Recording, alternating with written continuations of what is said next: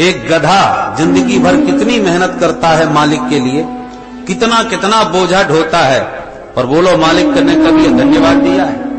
वाह बेटा तूने मेरे लिए इतना समर्पण किया, अपना जीवन मुझे झोंक दिया। किसी गधे को कोई धन्यवाद नहीं मिला।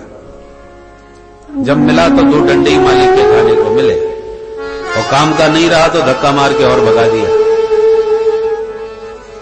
उस समर्पण और उस मेहनत का क्या फल मिला? इसलिए बहुत कर्म कर लेना जीवन की कुशलता नहीं है।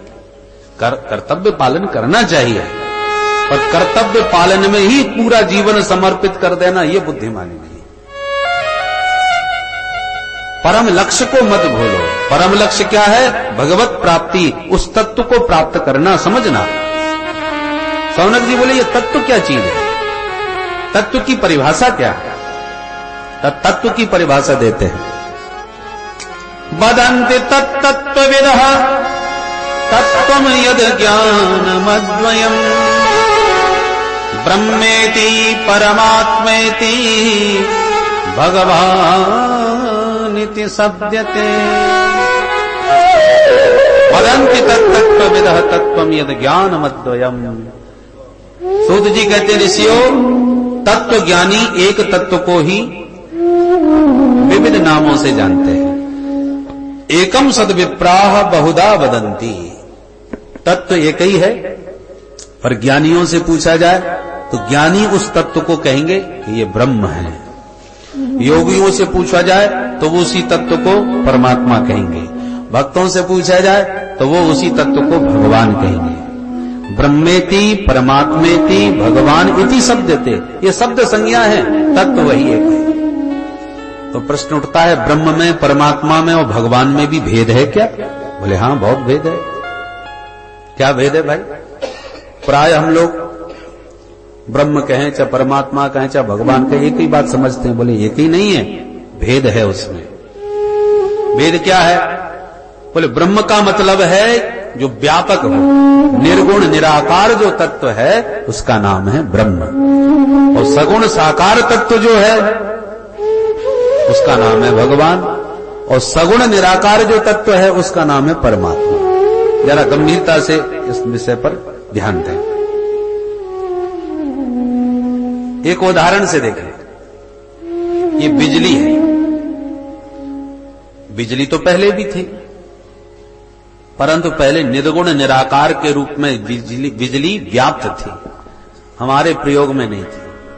पर बिजली की शक्ति तो थी, भले ही हम उससे अनभिज्ञ थे, वो हमारे प्रयोग में न थी, फिर भी आज से 100 साल पहले भी बिजली तो थी, बिजली की शक्ति तो थी, पर वो शक्ति निर्गुण निराकार के रूप में व्याप्त थी।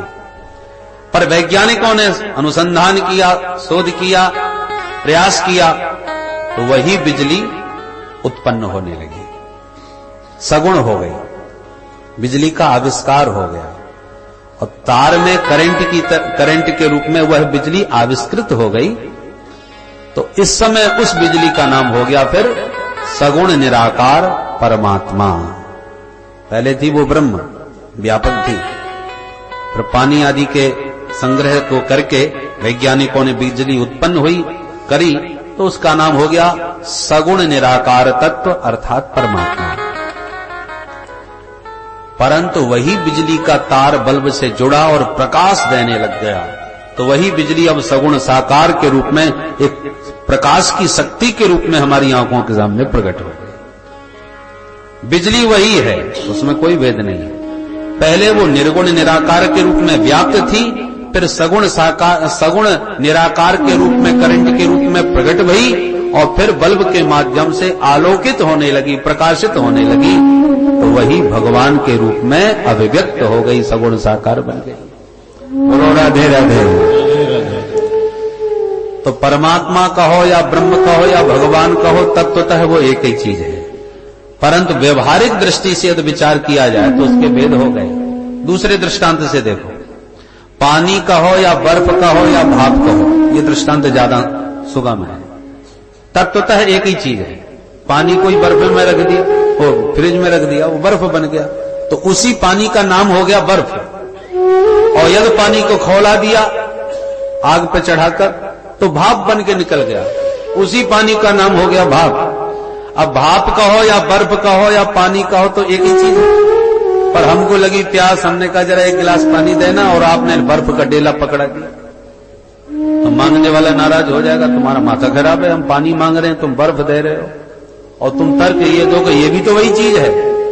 तो तत्वतः वही चीज है, ये बात ठीक है, पर पानी की जगह पानी ही देना पड़ेगा, बर्फ की जगह बर्फ ही देनी पड़ेगी, नहीं, क्योंकि व्यवहार में वो गलत सिद्ध हो जाएगी। ऐसे ही तत्वतः एक ही चीज है, ब्रह्म कहो, परमात्मा कहो या भगवान कहो, पर रसिकों की दृष्टि से भेद है। जिस ज्ञानी को ब्रह्म में आनंद आएगा वह परमात्मा और भगवान में उसे नहीं आएगा, और भक्तों को जो सगुण साकार राम श्याम के रूप में भगवान से जो सुख मिलता है वो निर्गुण ब्रह्म में उन्हें आनंद नहीं आता। इसलिए तत्व तो एक ही है।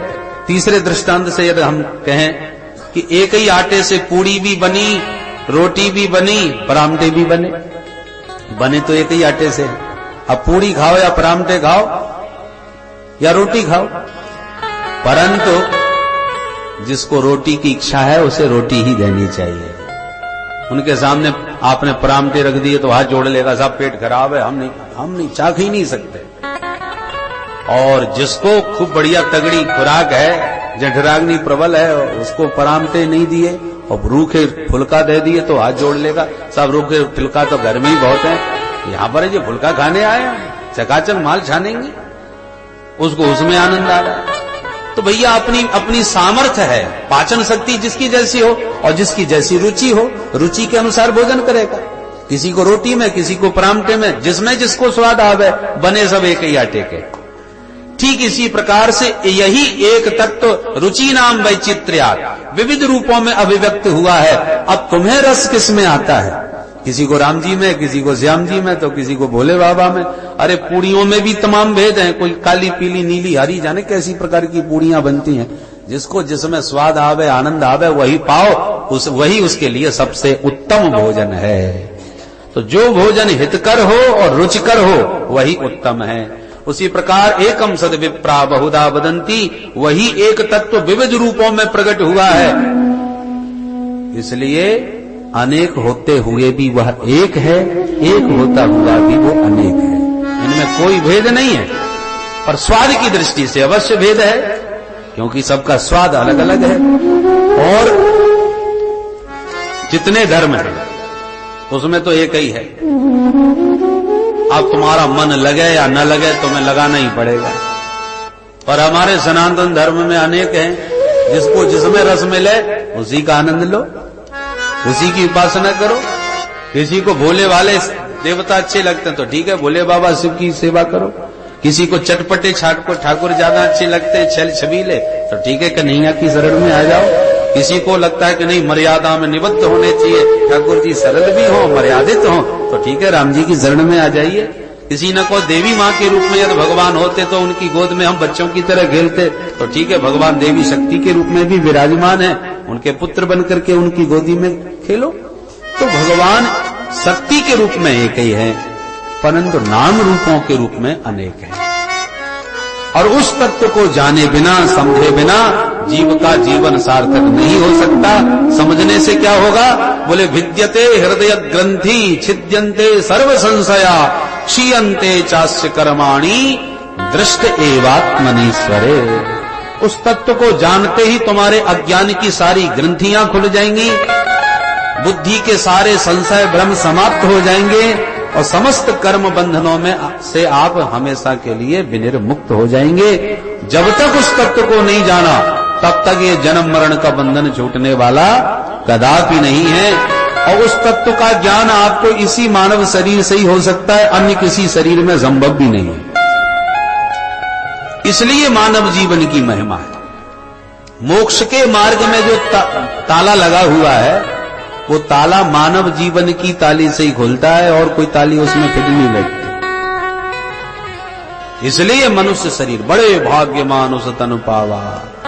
इसकी महिमा इसीलिए है कि मनुष्य शरीर मिल गया है साधन धाम मोक्ष कर द्वारा। एक अंधा एक भवन में घुस गया, अब भटकता फिर रहा था, निकलूं बाहर कैसे निकलूं, एक ने कहा अरे दीवाल का सहारा लगा लेकर के चल पड़, दरवाजा अपने आप तेरे पास आ जाएगा। बात ठीक थी। अंधा दीवाल का सहारा स्पर्श करता हुआ चल दिया, और जो दरवाजे के पास आया तो सिर में खुजली मची जोड़ के, तो खुजलाने लगा और चलता भी गया। 2 कदम में ही दरवाजा छूट गया। अब एक बार दरवाजा छूटा तो पूरे भवन का दोबारा चक्कर काटना पड़ा। दरवाजा एक ही है।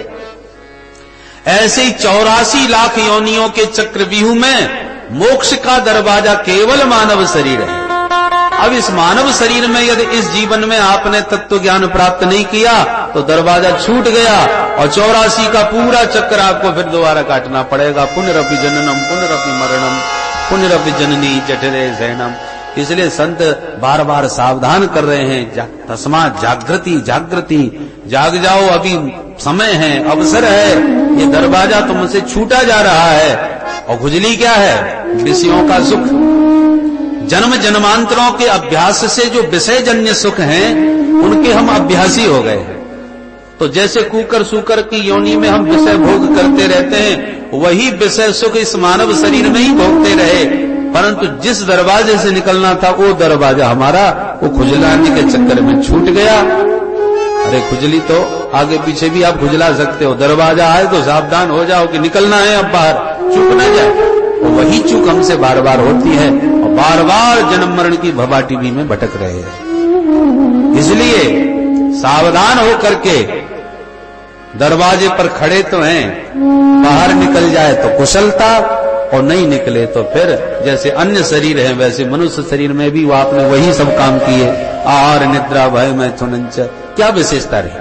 आप भी सोते हो, जीव जंतु भी सोते हैं, आप भी खाते हो, वो भी खाते पीते हैं, आपको भी डर भय लगता है, उनको भी डर भय लगता है, आपका भी परिवार, उनके भी बाल बच्चे हैं। भेद क्या है मनुष्य में और जानवरों में?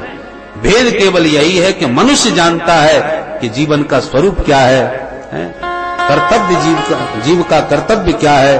तत्व ज्ञान की योग्यता मनुष्य में है, इसलिए मानव जीवन की महिमा है।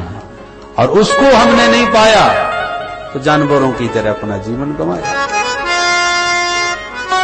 इसलिए विद्यते हृदय ग्रंथि छिद्यन्ते सर्व संशय। अरे मनुष्य जीवन में भी आप विचार करके देखिए, कई लोग ऐसे भी हैं कि बुढ़ापा आ गया, अभी तक यही विश्वास नहीं जमा पाए कि भगवान होते हैं कि नहीं। पहले तो विश्वास तो दृढ़ बने, तब तो उपासना आगे बढ़े।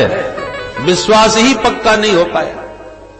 एक सज्जन तो ईश्वर का खंडन नहीं किया करते थे, मैं भगवान को नहीं मानता, लोगों की कपोल कल्पनाएं, झूठी सब बातें, मुझे तो कहीं कुछ नहीं अनुभव हुआ, ना कोई दिखा, इसलिए मैं कैसे मान लूं।